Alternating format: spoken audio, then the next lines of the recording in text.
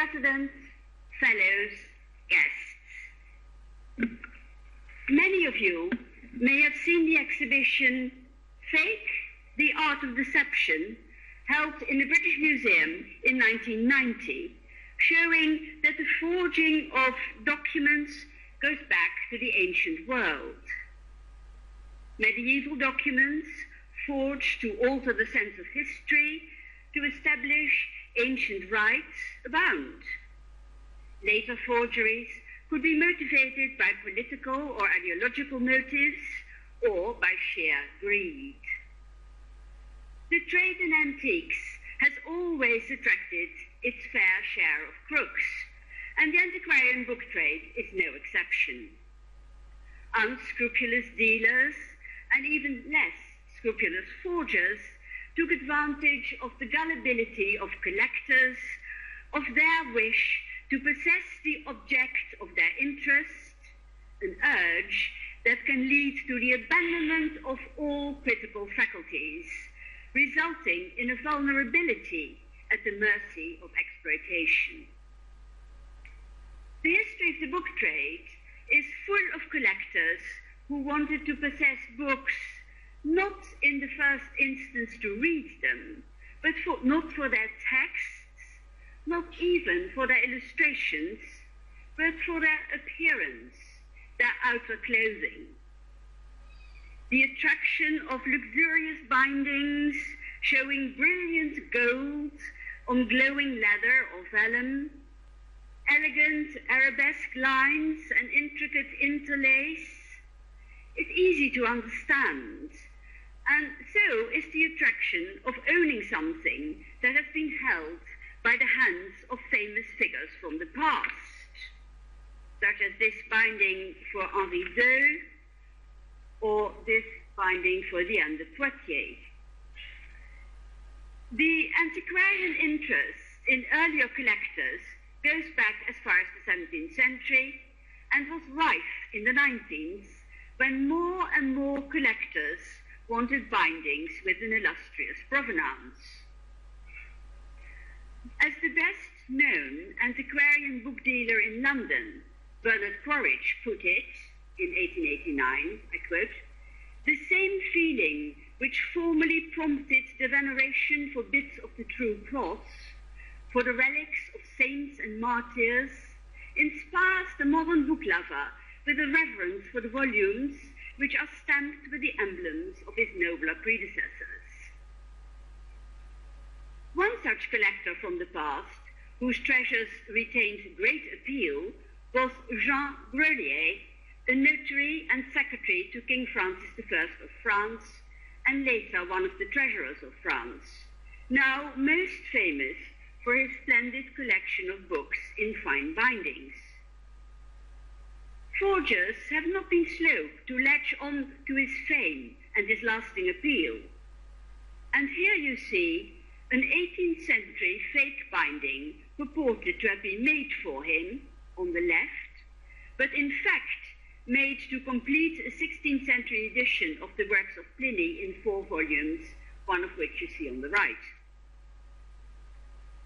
A century later, a Bolognese faker called Vittorio Villa went somewhat over the top with his production of an armorial Grolier binding. There are no armorial Grolier bindings. While a Belgian called Theodore Aguet was more restrained and consequently closer to some of the bindings Grolier actually did own. Both Villa and Aguet sold their fakes through Quaritch, who, when advertising Villa's products in his 1883 catalogue, assumed they were genuine, describing one fake Grolier as a rare volume of the highest value and importance, clad in the precious robes of Grolier's library. Aguet's fakes also turn up in several of Quaritch's binding catalogues. First in all innocence, later less so.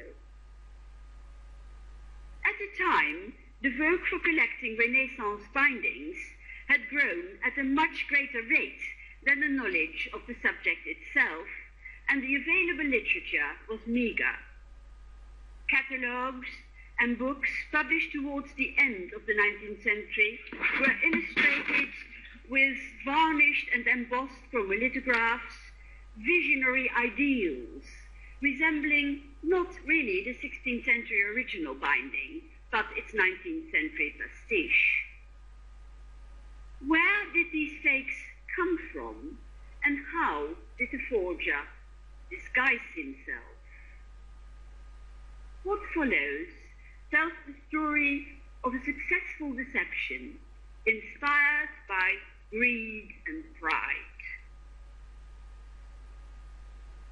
A series of letters and telegrams dated between October 1875 and December 1896, mainly in French, largely chronicles the business dealings of Bernard Quaritch and a Monsieur G. Collin of Paris, later of Brussels.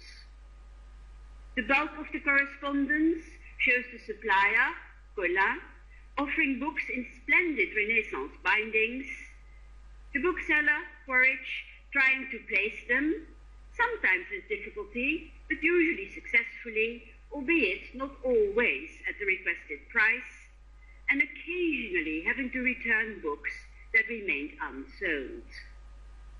There is talk, too, of caskets made of silver, bronze, iron, or tooled leather. Books made for the French kings and their wives and mistresses, for a host of popes and cardinals, and belonging to every important French and Italian 16th century collection offered by Collin, were bought by Quaritch for his discerning clients. There may have been more than one taker for these sumptuous pieces, but the main, and from 1885 onwards the only client, was John Lackey, a London-based South American merchant. Lackey was a businessman who comes across in the few letters we have from him as a man of few words, not above haggling over a price, but putting absolute trust in his bookseller. He was a keen amateur collector, passionate to the point of being obsessive about his books, which he guarded even from his own family. Neither his wife nor his son were allowed to see them, though both were aware of the value of the collection, estimated by his daughter-in-law at £70,000, which is about 5 million in today's terms. Lackey rarely left London, as he couldn't bear being parted from his books. They were stored in specially made deep bookcases, protected by red morocco boxes lined with red velvet with bronze clasps. Some had Brahma locks with golden keys. Atkinson's sachets of perfume were interspersed between them, eliciting the comment from his daughter-in-law that his passion was like a man's love for his mistress. After dinner, Lackey would sit for hours at the table, playing patience and gloating over his books. And here is one of them. You can come and have a look at it later. But whenever a servant or anyone else came into the room, he would hastily throw a silk square over the book to hide it. These books had all been acquired through Quaritch from Collin. For the first 10 years of their dealings, Collin specified the price, Quaritch invariably finding it too high, and after some irritable correspondence, Collin complaining that the rarer the binding, the more Quaritch seemed to want to push the price down, obtaining it for less. Occasionally, it was clearly Lackey who balked at the cost. Early in 1884, Collin offered a book bound for Catherine de' Medici, which Quaritch found, I quote, in doubtful taste, and too much resembling a German binding in bad style, suggesting a lower price, and eliciting a torrent of fury from Collin. "I cannot accept such a derisory price, almost half of what I asked for, and that was very reasonable. You must realize that I do not want to spoil my good relations with you, but please take note that I am selling you my books far cheaper than I would if I sold them to America. Moreover, I cannot imagine what ignoramus took it for a German binding. When one does not know, one would do better to remain silent. On another occasion, Colin wrote to ask whether Quaritch had received a casket with a book for which he charged 40,000 francs.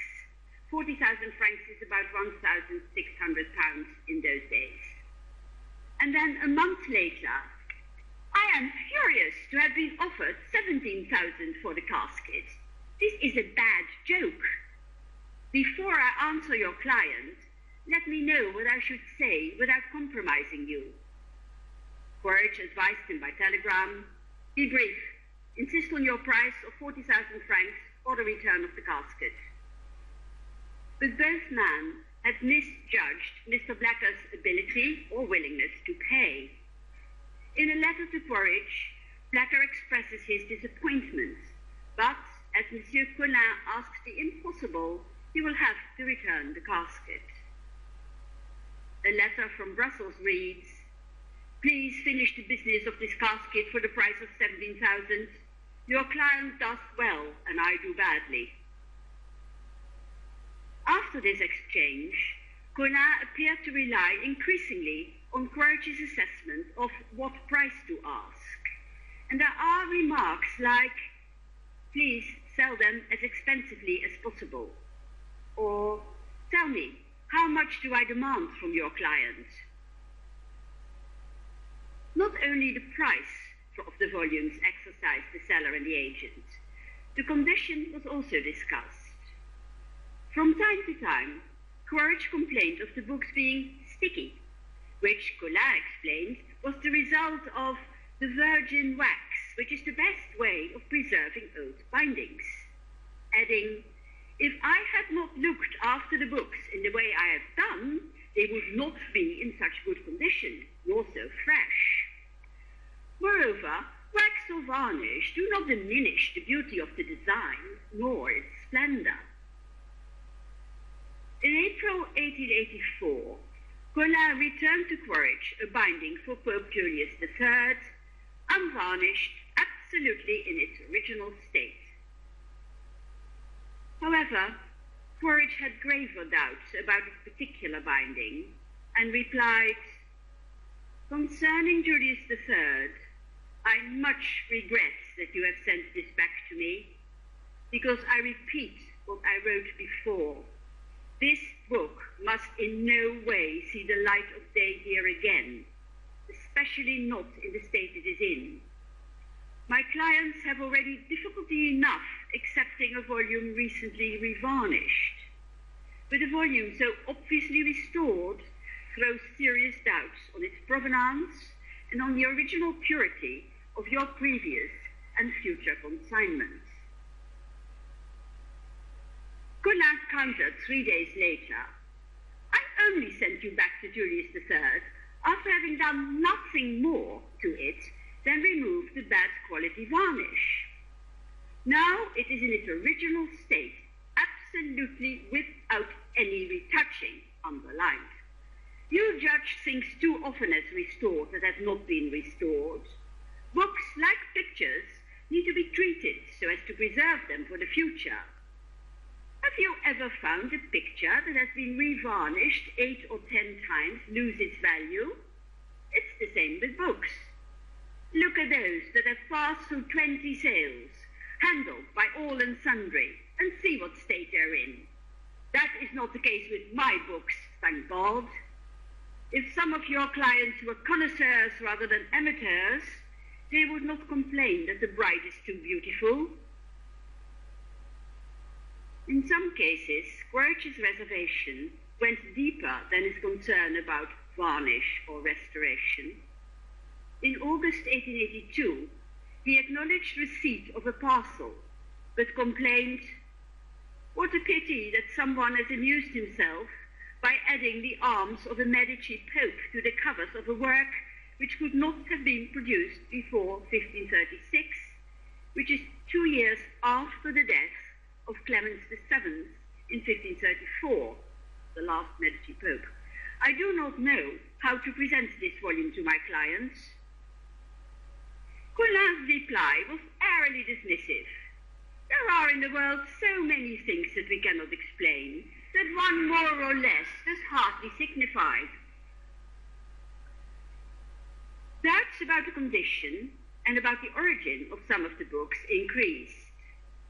The Livre des Tournois, for which Collin wanted 10,000 francs, was quite clearly queried by Quaritch. As an indignant Collin bridled, I do not have, nor ever have had, a remportage. A remportage is a technique by which the binding from an existing book is put on another one. I go on. This is absurd. In order to effect a remportage, one has to cut the headbands. If you look at the Livre des Tournois, you will see that they have been laced into the wooden boards, and therefore make a remportage absolutely impossible. If you can't sell it, I will take it back. But I do not like having books returned, and if this one comes back to me, I shall have to stop sending you books and look for another, less difficult or more knowledgeable buyer. A few days later, Collin climbed down and lowered the price. As well as the provenance of some of the books, the identity of their purveyor now gave cause for concern. On the 15th of December 1885, Quaritch wrote to Backus, "After your discovery last month of the real name of Mr. J. Collin, which you communicated to me under the promise of secrecy, I feel bound to cease to act as the immediate agent between you and the individual who corresponds with me under the name of J. Collin, unless you agree to the following. 1. You give me a guarantee in writing that henceforth I solely act as your servant. 2. That you agree to hold me good against any legal or financial claims of whatsoever nature from any person or persons whatsoever. 3. That you pay me 10% commission, for it had previously asked 5%, on any future transactions which I may conduct on your account." On the 9th of January 1886, Backus sent back the stamped and signed agreement. The discovery that Mr. Blacker had made was that Collin's real name was Agay. It is unclear whether the name meant anything to Blacker, but to Quaritch, who had, after all, already in 1868 bought at Sotheby's an imitation Grolier binding, described in the catalogue as the chef-d'oeuvre of Monsieur Agay's bibliopigistic skill, it meant enough to propose the terms and the indemnification to which Blacker agreed, and to prompt further inquiries. Nevertheless, Quaritch continued to deal with Collin and to provide Mr. Blacker with bindings with distinguished provenances, such as this Paulus Emilius Histoire Français, purporting to have been made for Anne de Montmorency, you see it on your left, a fair step away from what a real one, which you see on your right, would have looked like. The crisis came in the autumn of 1887. Enquiries had been set in train, and Quaritch received proof in the form of a letter enclosing a description by the Belgian bookbinder Scaveye of a binding for Catherine de Medici, pronouncing it very fresh but of modern manufacture. Collin, when taxed, continued to protest. Concerning the fabrication of bindings, I do not believe a word, because it is simply impossible. One can never have seen an old binding in order to make such a mistake. And again, I can only repeat what I have said already. Everything I've sold you over the past 16 years is perfectly authentic. These are not copies, but originals. I do not care for gossip, tittle-tattle and lies, and have nothing to do with it. Moreover, I do not know a Mr. Aguet or Agui, of whom I've never heard. But if this person makes such beautiful copies, where are the originals? Meanwhile, business continued. Then, in June 1890, Aguet came to London, met Mr. Blacker at Quaritch's shop, and came clean. Mr. Blacker refused to believe him and assumed a double bluff. Caroline Blacker, his daughter-in-law, commented later, "So incredible was Aguet's story, and perfectly unaccountable his conduct, that it naturally gave rise in Mr. Blacker's mind to the idea that the books were genuine, and that by confessing them forgeries, Aguet did so with the idea of repurchasing them cheaply, and again making them a source of profit." Surely, for John Blacker to accept the faker's words would have been loss of faith in all that he had venerated and spent his life and fortune accumulating. In March 1891, Aguet died, aged 68, and his widow offered to sell Quaritch her husband's design. 5 years later, Mr. Blacker died from heart failure resulting from chronic bronchitis, leaving his books and casket to his son Carlos. A few days after the funeral, Carlos heard from Quaritch himself the sad truth, but like his father, seemed to have difficulties in accepting it. On Quaritch's advice, he and his wife took a sample of books to the British Museum, where, I quote, "the experts, very courteous elderly gentlemen and extremely learned, pronounced the whole lot forgeries." In the end, Quaritch took on the disposal of the collection, keeping, at Carlos's request, John Blacker's name out of it. From a notebook and other documents in the archives at Quaritch, it is clear what happened. Several books were sent abroad, to Paris, to New York, and to Boston, where in February, March, and May 1897 they were sold as imitations. 2 went to Christie's and a smattering elsewhere. The bulk of the books, including Mr. Blacker's own reference library, which was extensive, were sold at 3 sales at Sotheby's. The majority, 109 fake bindings, on the 11th of November 1897. They fetched £1,907, 16 shillings and 6 pence, a fraction of what Mr. Blacker had spent. And I totted up what Mr. Blacker had spent, and it is about £80,000. For over a century, the caskets remained elusive. They are mentioned in the correspondence and figure in Blacker's own manuscript acquisition list, as well as in the inventory Quaritch made after the collector's death. 16 in all, for which Mr. Blacker paid between 10,000 and 12,500 francs each.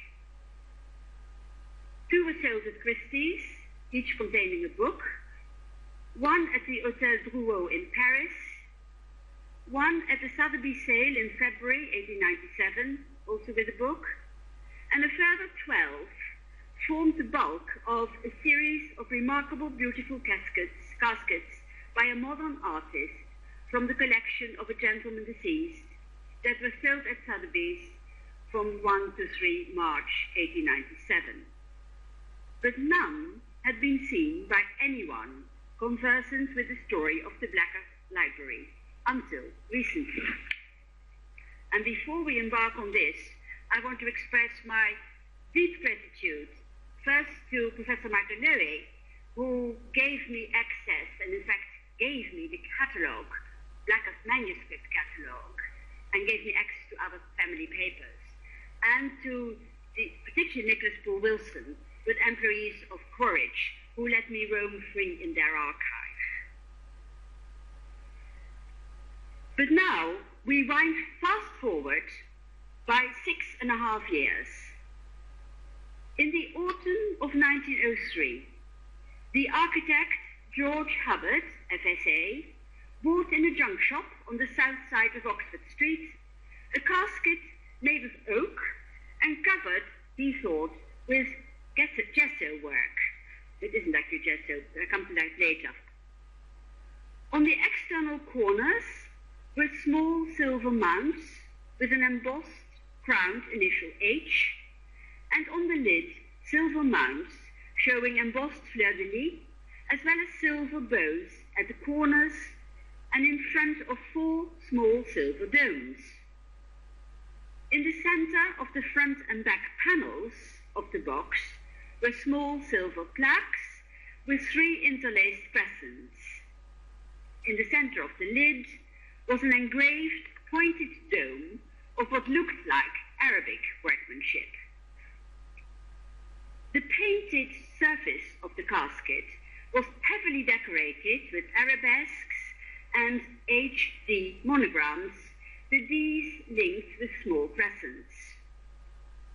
Engraved silver hinges and 8 little silver feet completed the exterior, except for a piece of coarse leather lining the bottom, which, once it had been removed, unveiled a piece of brown goat skin held in place by a plain silver band, tooled with a florid HD monogram and 4 times 3 interlaced crescents, all surrounded by a border and decorated with black paint.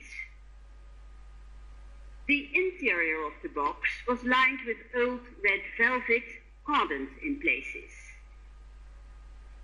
George Hobart beat the dealer down from 30 to 25 pounds, and after the box had been cleaned, the exterior, I quote, came out like illuminated parchment on gold ground. And in fact, that's what it is. It is painted parchment. It also became clear that 2 different kinds of silver had been used. And again, I'm very grateful to George Hobart's great-grandchildren for giving me access to quite a lot of family papers and to the casket itself. Of course, George Hobart was anxious to find out more about it. He showed his find first to M.H. Alexander Speelman, FSA, writer and lecturer on art, who thought the box valuable and of 16th century origin. Then to his uncle, later Sir John Evans, FSA, a well-known archaeologist and one time president of this society, who had, I quote, no doubt about the authenticity of the box, and who gave George an introduction to the Louvre, where it was examined by several curators and compared with other objects of the Diane period.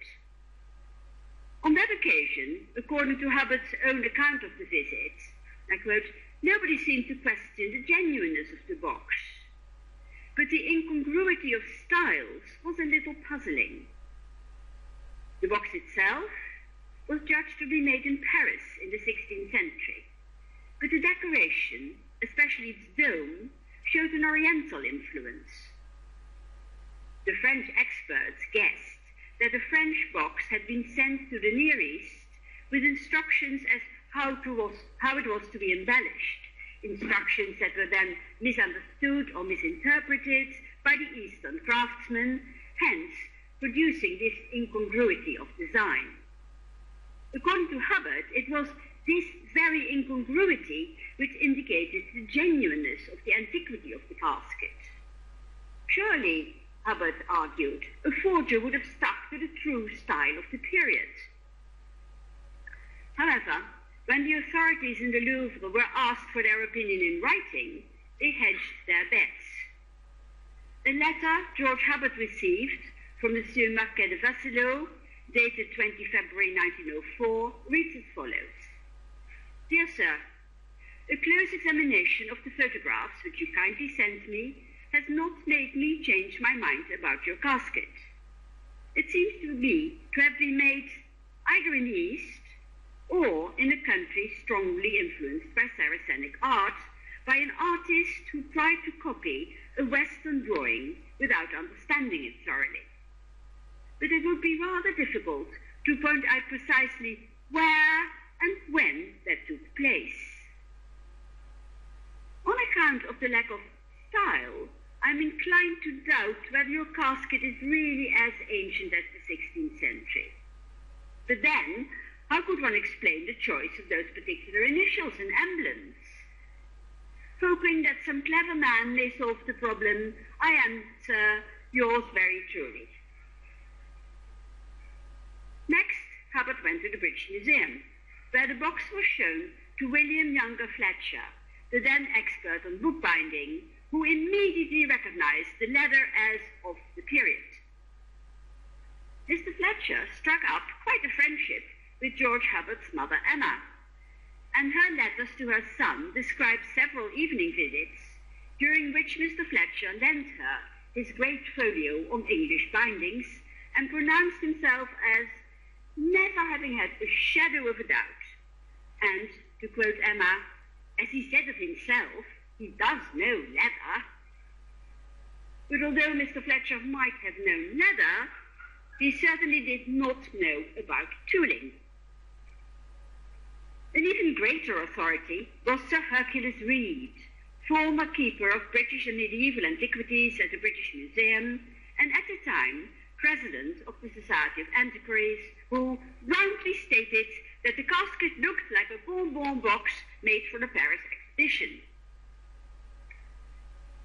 Hobart suggested to Reed that he would come to a meeting and show the casket to the fellows, but Reed dismissed this. Now, I thought this might be a good opportunity to address this problem. And therefore, I have brought the casket to see. And you can come and have a good look at it afterwards.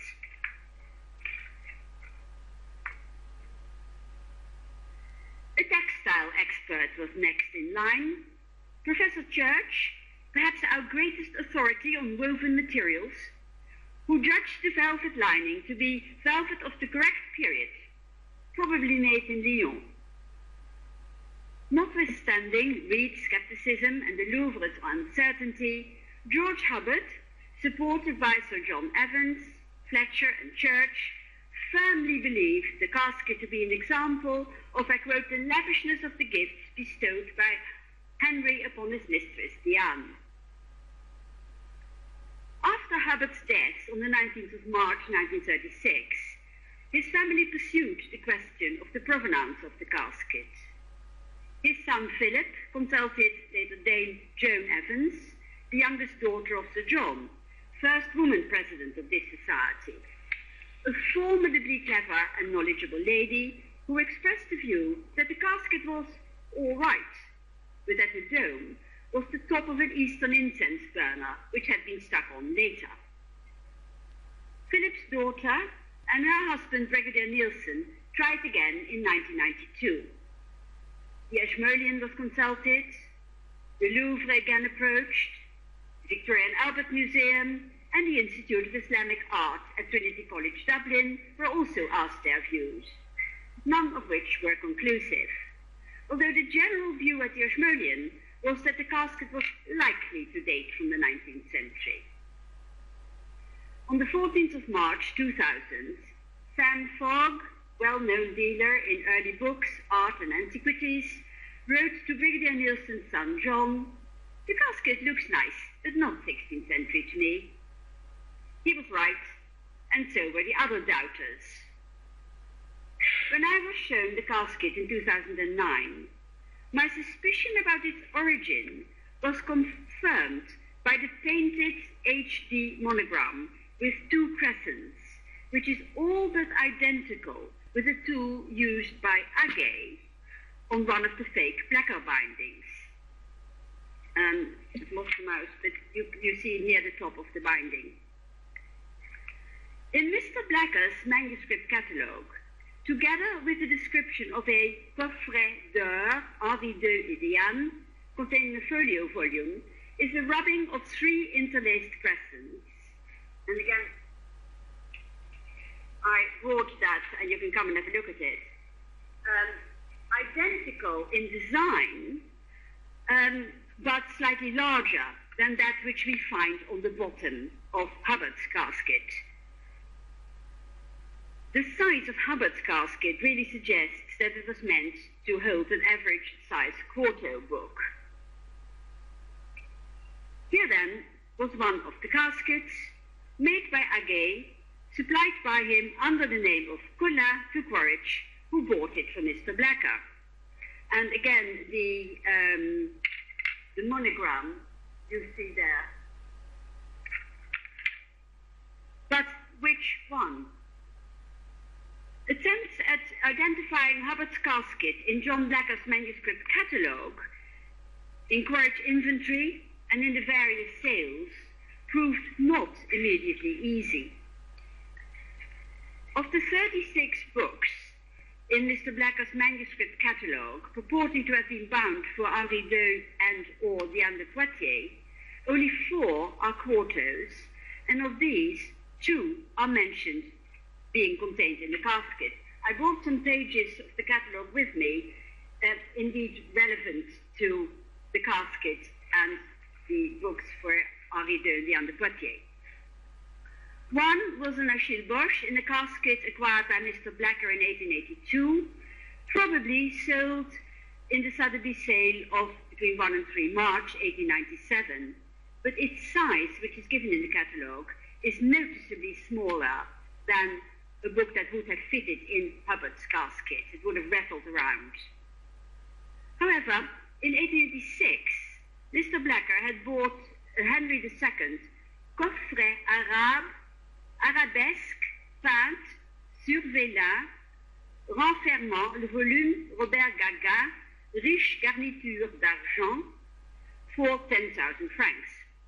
The book, which is Gagain Juris Canonici Epistolae, a quarto in the binding for Henry II, described as arabesque couleur, coin et fermoir argent aux armes, cost him 4,000 francs. It was later sold in Paris for 71 francs.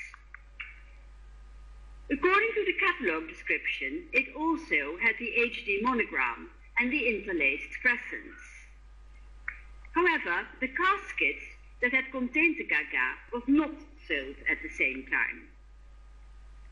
Mr. Blacker's Coffret Arabe could have been lot 435 in the Sotheby's sale of March 1897. It is the only casket which the devices of Diane de Poitiers mentioned in any of the sales that is at all close in size to the casket George Hobart bought in Oxford Street. In the Sotheby's catalogue, it is described as follows: oaken, the sides richly painted in various colours to an Indian design, mounted in metal ornaments, surmounted by a richly chased metal pointed dome, the ornaments, including the double D, the device of Diane de Poitiers. It seems a reasonably good match, were it not that the Sotheby's casket was lined with red morocco with a semi of gilt fleur-de-lis, while Hobart's casket is lined with red velvet. None of the other caskets purporting to have belonged to Diane de Poitiers and or Henri II come anywhere near in size or description. Looking closely at the inside of the box, there are traces, particularly at the edges and in the corners, of brownish black hardened glue. And you can come up later and have a look at the real thing. the pile of the velvet is in places hard, not worn, but ridged, as if it was once covered with glue. Might the red leather lining have been removed to reveal red velvet underneath?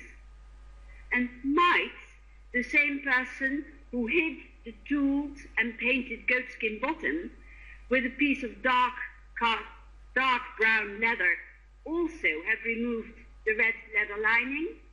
The question is, why? Hazarding a guess, might whoever have bought the casket in 1897 or shortly thereafter have wanted to export it and, in order to pay less duty, obscured the most obviously French royal parts, i.e. the bottom, which he covered, and the fleur-de-lis covered red leather lining, which he removed. I don't know. It's a guess. Another question remains: how did the casket get from the bookseller Gall of 25 Paternoster Row, who had bought it at the Sotheby's sale for £5, to a junk shop on the south side of Oxford Street? Colin would have said, there are in the world so many things that we cannot explain, while Monsieur de Vasselot might have added, perhaps some clever person can solve the problem. Thank you.